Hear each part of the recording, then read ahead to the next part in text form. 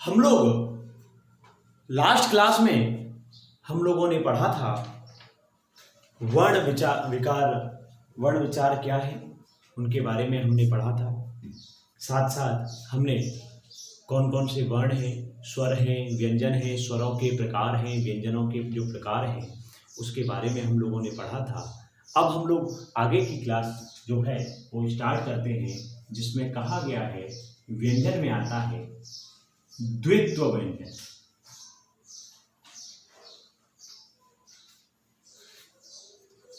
सबसे पहले हमें यह समझना जरूरी है कि ये जो द्वित्व व्यंजन है, ये द्वित्व व्यंजन होते क्या है। द्वित्व का मतलब है जब, ठीक है, द्वित्व का मतलब है जब कोई वर्ण दो बार आए। ठीक है, तो जब कोई व्यंजन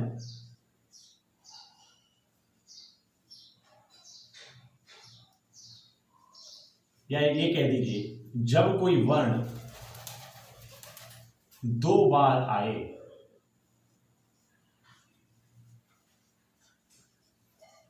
तो, जब द्वित्व व्यंजन के बारे में बात हो रही है, तो जब कोई वर्ण या जब ये कह दीजिए जब कोई व्यंजन दो बार आए तो ऐसे व्यंजनों को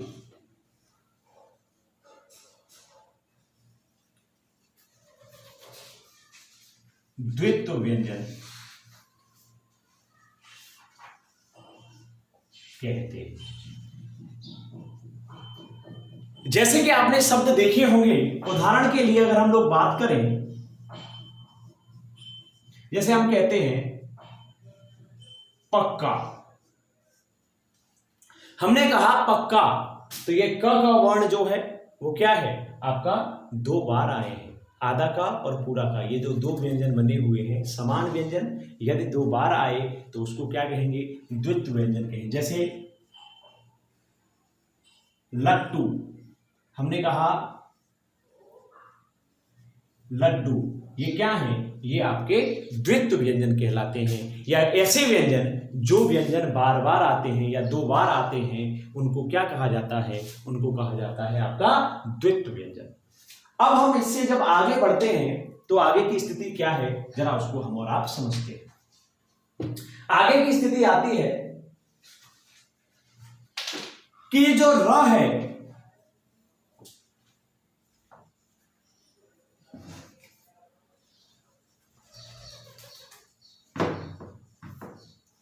र से जो बने शब्द होते हैं, उन र से बने हुए शब्दों में कभी आपने देखा होगा, कभी इस प्रकार से र का हम लोग प्रयोग करते हैं, कभी इस प्रकार से र का प्रयोग करते हैं, और कभी आपने देखा होगा कि कभी हम लोग इस प्रकार से र का प्रयोग करते हैं। जैसे उदाहरण के लिए आपने देखा होगा, जैसे कर्म, कर्म में ये जो आधा र है वो र कहाँ है, ऊपर की ओर है। आपने अगर देखा हो, जैसे हमने कहा ग्रह, इसमें हम इस प्रकार से र का प्रयोग करते हैं। ट्रक, इसमें हमारा इस प्रकार से र का प्रयोग होता है। आपने देखा होगा रुपया या रूप, इसमें इस प्रकार से र है। ठीक है, तो ये जो स्थितियां हैं, ये अलग अलग प्रकार से जो र का प्रयोग किया गया है, वो स्थितियां कब और कैसे आती हैं उस पर हम लोग चर्चा करेंगे। चलिए, सबसे पहले जो र से बने शब्दों के बारे में हम लोग बात करते हैं, तो स्थिति क्या है उसको जरा समझते हैं। सबसे पहली बात क्या है, पहली जो स्थिति है वो क्या है, यदि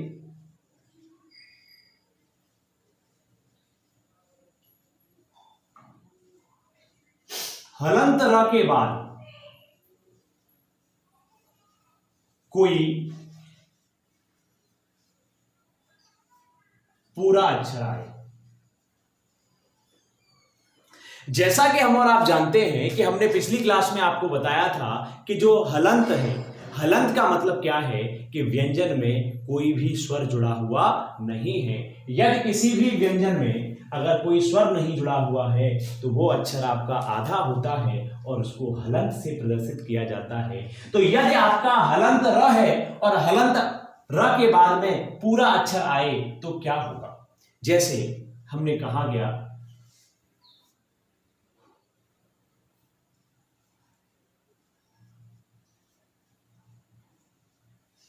मान लीजिए हलंत र है और हलंत र के बाद में पूरा अक्षर अपना या म आया है, तो ऐसी स्थिति में ये जो र होगा ये इस वर्ण से ऊपर लगेगा। ठीक है, जैसे कि इससे बने हुए शब्द आप समझ लें, जैसे है कर्म है, चर्म है, मर्म है, ये सभी क्या है? यदि आपका हलंत र के बाद में पूरा अक्षर आएगा तो ऐसी स्थिति में वो जो र होगा वो ऊपर की ओर लग जाएगा। ठीक है, दूसरी स्थिति क्या है जरा उसको समझते हैं। दूसरी स्थिति पर हम लोग चर्चा करते हैं कि यदि र से पूर्व हलंत शब्द हो, शब्द तो नहीं कहेंगे, हलंत वर्ण है,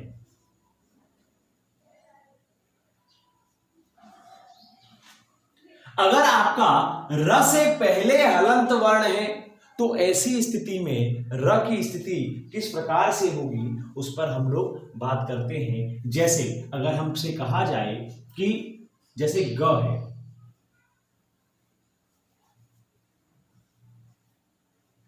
और र, हलंत र से पहले हलंत वर्ण हो, अर्थात र से पहले वाला जो वर्ण है वो अधूरा है, तो ऐसी स्थिति में क्या होगा? आप और का र इस प्रकार से बनेगा। जैसे क्र क है और इसके बाद में पूरा र है, तो ये क्या हो जाएगा? क्र हो जाएगा। इस प्रकार से जो बने हुए शब्द हैं वो क्या है? जैसे ग्रह, कर्म, ग्रह, क्रम, क्रमशः। ठीक है, ये सभी के सभी जो वर्ण हैं वो क्या है? या आपने देखा होगा जैसे चक्र, वक्त। अभी तक हम र से संबंधित दो स्थितियों के बारे में बात कर चुके हैं। पहला है हलंत र है और उसके बाद में कोई पूरा अक्षर आए तो ऐसी स्थिति में जो र होगा वो र ऊपर की ओर उड़ जाएगा, और यदि र से पहले हलंत वर्ण है तो ऐसी स्थिति में वो नीचे की ओर र जो है जो आपका इस प्रकार से उसको लिखा जाएगा। ठीक है, तीसरी स्थिति क्या है?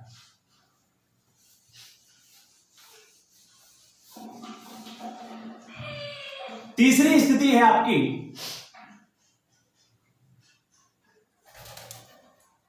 ट या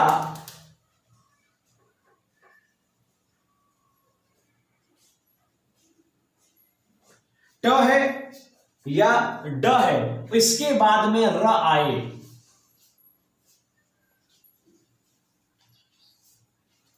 यदि आपका ट है या आपका ड है तो ऐसी स्थिति में यदि उसके बाद में र आएगा तो र इस प्रकार से हो जाएगा।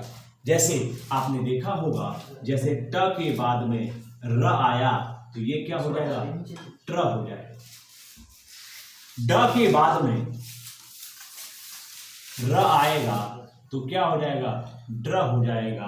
और इस प्रकार से जो बने हुए वर्ण हैं यदि हम उन पर चर्चा करें तो वर्ण कैसे हैं? जैसे ट्रक है, कहा गया ड्रम है, और तो और ड्रैकुला है। ये जो शब्द हैं ये शब्द आपके र के जो प्रकार है, विभिन्न जो प्रकार है उन प्रकारों की स्थिति को प्रदर्शित कर रहा है। अब अगली जो स्थिति आती है वो है हलंत र के बाद ओ की मात्रा या ओ आए।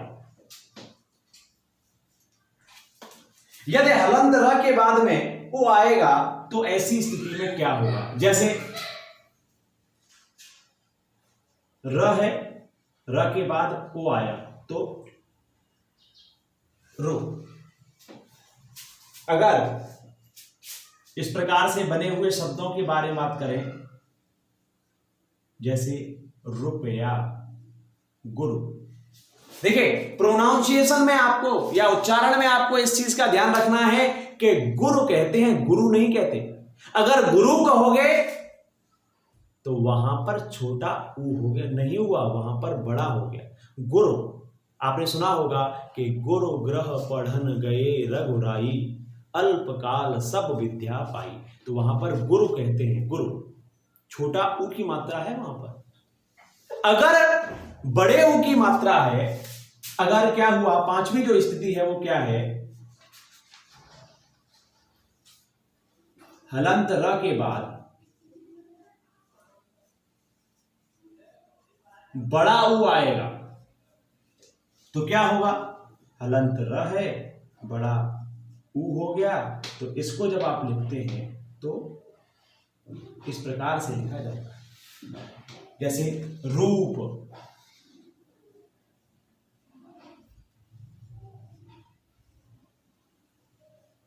रूठ, रूप, रूप नहीं कहा जाता, रूप कहा जाता है। तो यहां पर ये बड़े ऊ की स्थितियां हैं। तो इस प्रकार से हमने इन पांच स्थितियों को पढ़ा कि ऐसी स्थिति में किस प्रकार से र जब स्थिति आती है तो र की स्थिति किस प्रकार से आती है।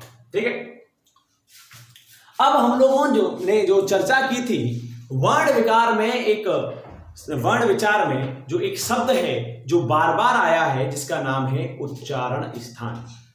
अब बात ये आती है कि ये उच्चारण स्थान होते क्या है। जब भी आप किसी भी अक्षर का उच्चारण करते हैं तो ऐसी स्थिति में उच्चारण करने के लिए हमें कुछ अंगों की आवश्यकता होती है और वही अंग आपके क्या कहलाते हैं, वो आपके उच्चारण स्थान कहलाते हैं। जैसे कि आपने देखा होगा कि पहला उच्चारण स्थान है कंठ, ये है कंठ आपका।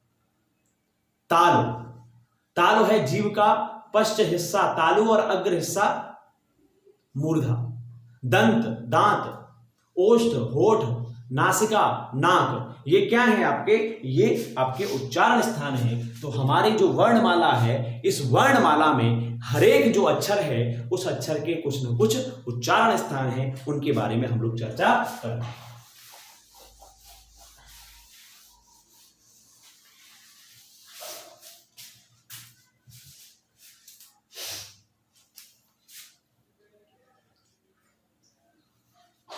उच्चारण स्थान क्या है,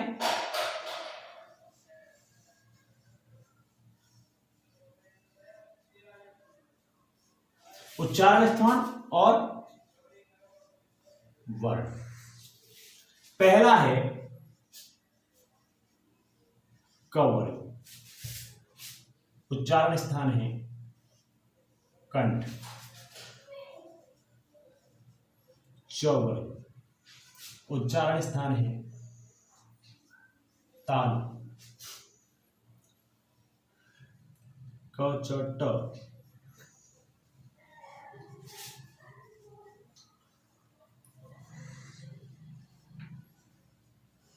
मूर्धा।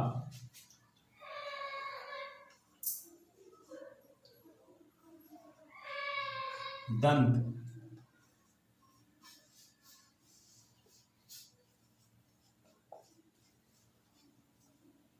कंठ, तालु, मूर्धा, दंत, ओष्ठ। आपके 5 वर्ग हैं, क च ट त प। क वर्ग में कौन कौन सा आता है, क ख ग घ च छ ज झ य, ये सारे के सारे जिस वर्ग में, ये आप जानते हैं कि पिछली क्लास में हम लोग पढ़ चुके हैं कि हर एक वर्ग में आपके 5-5 जो है वो अक्षर आते हैं। अब देखिए, छोटा आ और बड़ा आ, इसके साथ साथ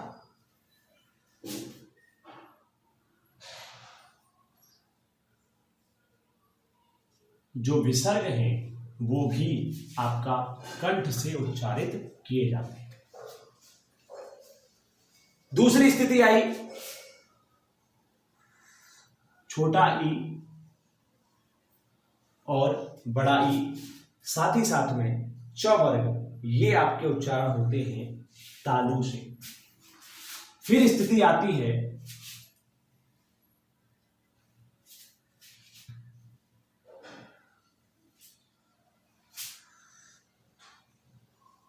रे से और ट वर्ग। इसका उच्चारण स्थान होता है आपका मूर्धन।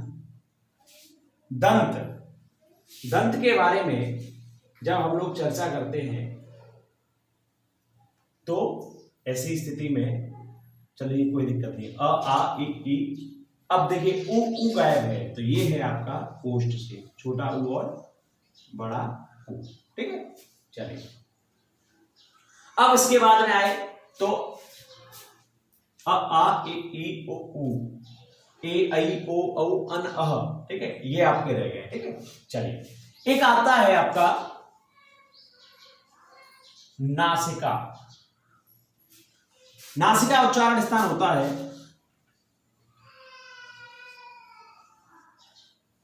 प्रत्येक वर्ग का अंतिम अक्षर। जैसा कि हम और आप जानते हैं कि प्रत्येक वर्ग 5 वर्ग हैं।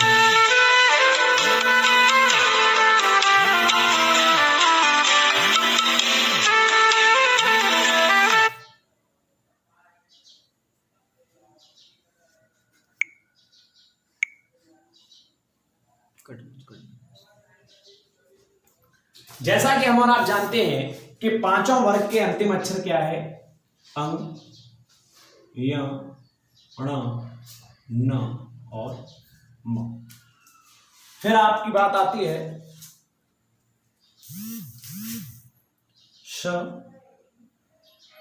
षटकोण और स, ये आपके आते हैं। अगली स्थिति क्या है?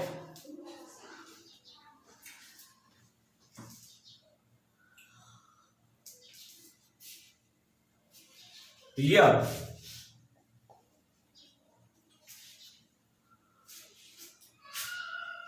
र,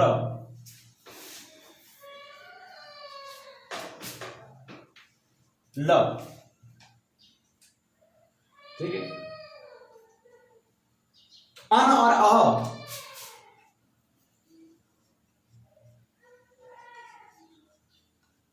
ये भी नासिक के वर्णों में आते हैं। अब देखिए इसके अलावा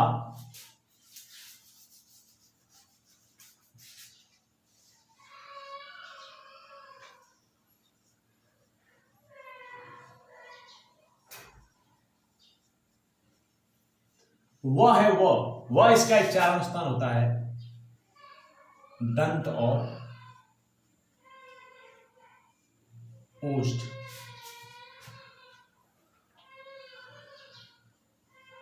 ए ऐ कंठ एवं तालु। ओ औ